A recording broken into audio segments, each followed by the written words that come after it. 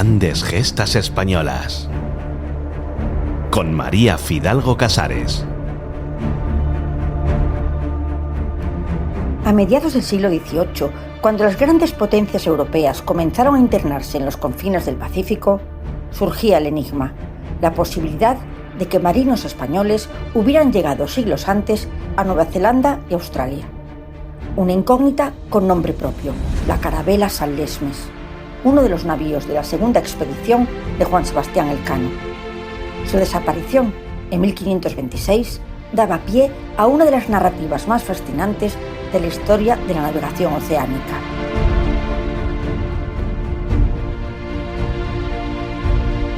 Tras culminar Elcano la primera circunnavegación y con ella la demostración empírica de la esfericidad de la Tierra, Carlos I le encomendó una segunda empresa hacia las Molucas.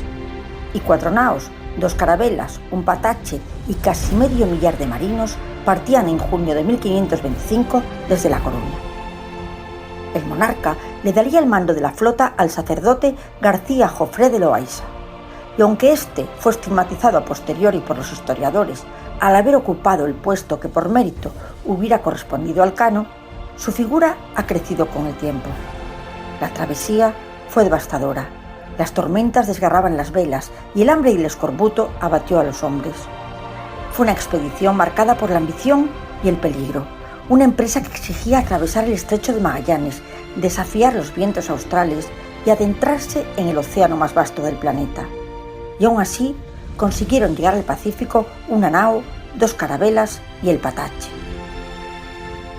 Y cuando bordeaban la costa oriental de la isla grande de Tierra del Fuego, la carabela de San Lesmes se separó del resto de la flota.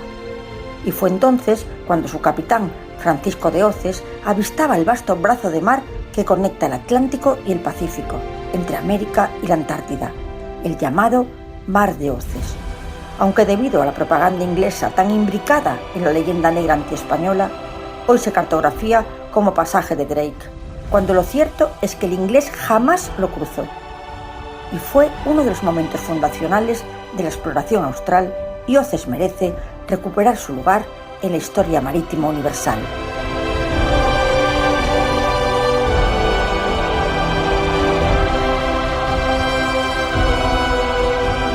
La carabela, tras descubrir el mar de Oces, se reunió con la expedición y cruzarían el estrecho de Magallanes.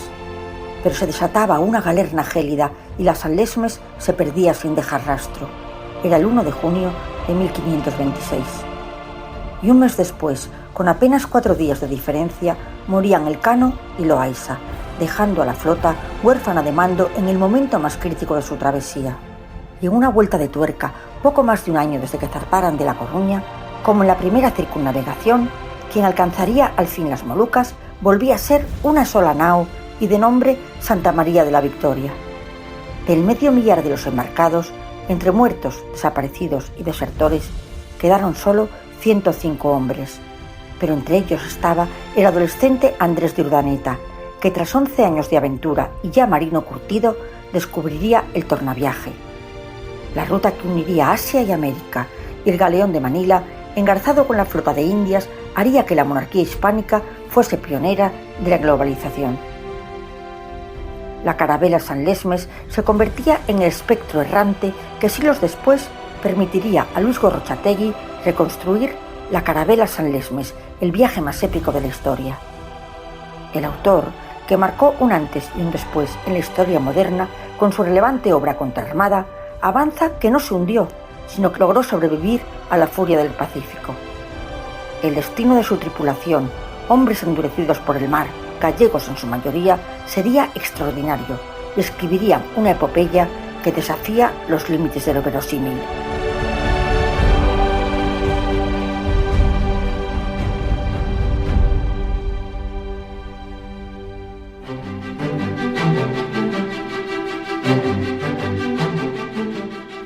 Cuando los europeos del siglo XVIII, como Samuel Wallis o James Cook, exploraron la Polinesia, quedaron sorprendidos al observar que en algunas zonas se cosían redes y se construían embarcaciones siguiendo un sistema muy similar al europeo. Pero hubo algo que les inquietó aún más. Entre los tahitianos se distinguía un grupo que se percibía como socialmente superior. Eran más altos, de piel más clara, evitaban los trabajos bajo el sol y algunas de sus mujeres mostraban rasgos inequívocamente occidentales. Los exploradores asistieron a un espectáculo que evocó en ellos el teatro clásico inglés y en el que uno de sus instrumentos musicales eran unas castañuelas. Y hubo un elemento adicional que les desconcertó. En sus ceremonias religiosas, los asistentes se sentaban, se arrodillaban y se ponían en pie siguiendo un patrón que les recordaba a la liturgia cristiana, en concreto a la Santa Misa.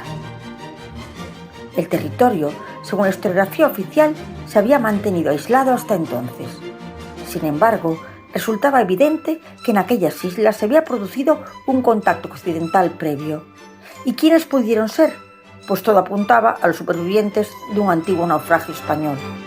Y ya en el siglo XIX, el marino Fernández de Navarrete sugería que la nave que pudo alcanzar aquellas costas tras perderse en el océano era la carabela San Lesmes. Y así nacía un episodio fascinante de la navegación universal que de la mano de Luis Gorrochategui emergía con la fuerza de una verdad verosímil.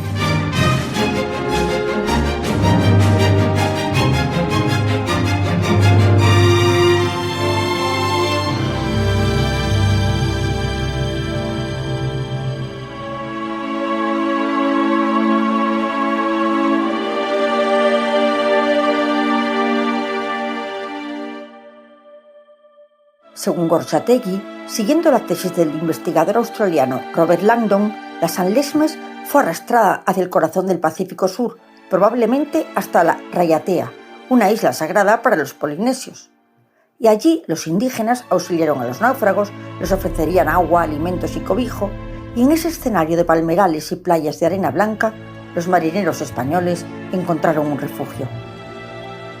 Algunos tripulantes intentaron reparar la nave y emprender el regreso a España, pero otros se integraron en la comunidad local dejando descendencia y generando un intercambio cultural insólito. Y con el paso del tiempo, la presencia española se fue diluyendo en la vida cotidiana de la isla. Para el autor, la huella genética ofrece una clave para interpretar por qué Pedro Fernández de Quirós, 80 años después, o James Cook, 2 siglos y medio más tarde, se encontraron con indígenas de piel clara, ojos claros y cabellos rubios o pelirrojos, que no encajaban en absoluto con los patrones antropológicos de la región. Y en su lectura, aquellos rasgos serían el eco remoto de los supervivientes de las San Lesmes. Gorrochategui amplía esa impronta biológica hacia una influencia espiritual. En la isla de Raiatea surgió una religión en torno al dios Oro, cuya cosmovisión presenta paralelismos sorprendentes con el cristianismo. Un relato de la creación que evoca el Génesis y la existencia de un concepto trinitario cuya sofisticación teológica resulta casi imposible de explicar sin algún contacto previo con la fe europea.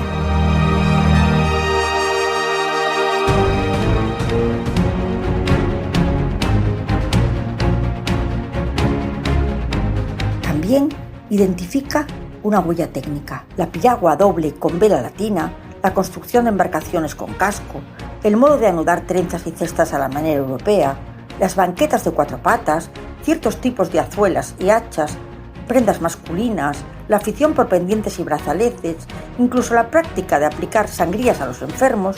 Gorrochategui considera que en conjunto todos estos elementos, técnicos, rituales y sociales, dibujan un patrón que apunta a la presencia y transmisión cultural de los supervivientes de la carabela perdida.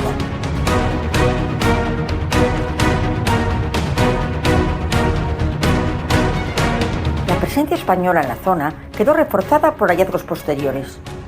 Cuando llegó 2 siglos después Bougainville, el que dio nombre a las famosas flores bugambillas, los polinesios le regalaron una gola, un adorno de cuello moda española del XVI. Demasiada coincidencia para ser casual. O cuando el vasco Domingo Buenechea halló una cruz en un atolón cercano a Tahití, erguida en un territorio jamás evangelizado, era otro testigo de un contacto anterior, mucho antes de lo que la historiografía admitía. O más revelador aún fue el obsequio que el jefe Tú de Tahití entregó al intérprete y marino Máximo Rodríguez, el umete, un cuenco sagrado tallado con herramientas metálicas, que según Luis Gorrochategui solo podía proceder de las San Lesmes. El humete trascendía su condición de objeto ritual para ser la memoria material de una epopeya. Y en fechas relativamente recientes, en una isla polinesia, el jefe local relató al cartógrafo francés Hervé un episodio transmitido oralmente de generación en generación: que un barco de hombres blancos había naufragado en aquellas islas y su tripulación había sido devorada por los isleños. Hervé pidió que le mostraran el lugar del siniestro y, semienterrados en el coral, descubrió 4 cañones y una pila de piedras de factura y composición inequívocamente europeas, restos mudos que reforzaban una presencia hispana anterior.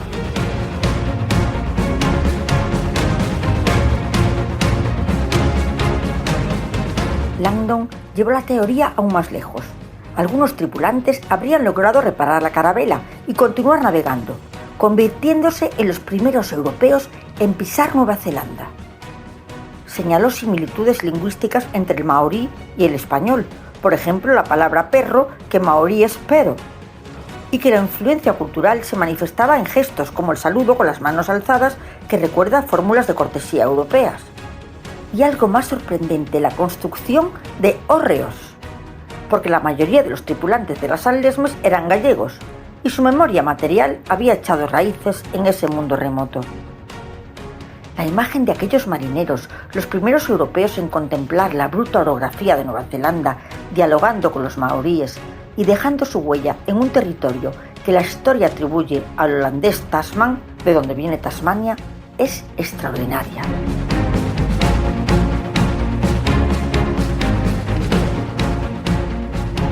Otra línea interpretativa, defendida por Hervé, sitúa a los supervivientes en Australia, cuyo nombre, por cierto, proviene de los Austrias españoles. El cartógrafo localizó mapas del siglo XVI que representaban la costa oriental australiana y que, según su hipótesis, pudieron llegar a Europa a través de un marinero gallego capturado por una expedición portuguesa. Y a partir de estos indicios concluyó que la San Lesmes navegó por aquellas aguas antes de desaparecer, dejando un legado cartográfico que desafía la historia aceptada. En esta lectura, la carabela española se convierte en la primera nave europea en recorrer las costas australianas, décadas antes que los portugueses y siglos antes que los británicos. Una posibilidad que, de confirmarse, reordenaría la cronología de la exploración oceánica y otorgaría a la expedición española un protagonismo insospechado en los confines del mundo conocido.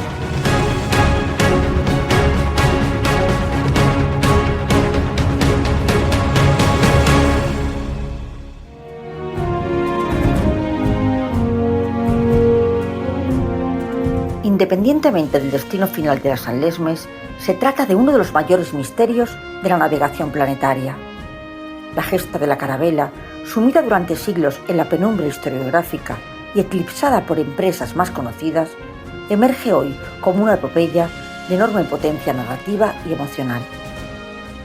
Un puñado de marineros gallegos perdidos en la inmensidad del océano, capaces de transformar culturas enteras y de anticipar por siglos la presencia europea en Oceanía, obliga a reconsiderar la verdadera dimensión de la expansión española en el Pacífico. Es tiempo de devolver a la toponimia y a la memoria hispana episodios que, por su grandeza y alcance, merecen ocupar un lugar propio en la tradición marítima universal. La San Lesmes no es solo un enigma, es un contundente recordatorio de que aún quedan capítulos por escribir en la historia de España. Grandes gestas españolas. Con María Fidalgo Casares.